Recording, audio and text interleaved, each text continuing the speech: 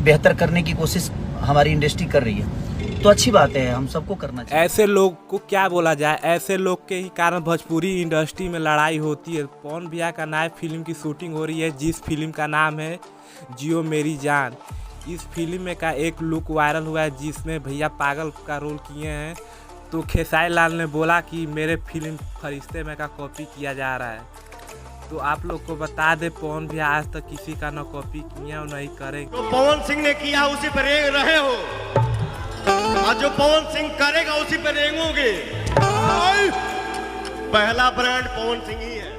पवन भैया पहले भी पागल का रोल कर चुके हैं, कई फिल्मों में भी कर चुके हैं, जिस फिल्म का नाम है तेरे जैसा यार कहाँ। पवन पूत में भी रोल किए हैं।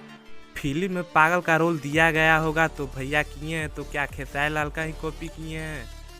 ऐसी बात तो नहीं कि वो आगे निकाल दिए तो वो हम पागल का रोल किए हैं तो हमारा कॉपी करके बना रहे हैं, ऐसी बात नहीं है।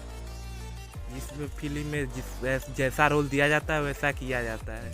प्लीज़ कमेंट करके बताइए कि कॉपी हुआ है कि नहीं हुआ है।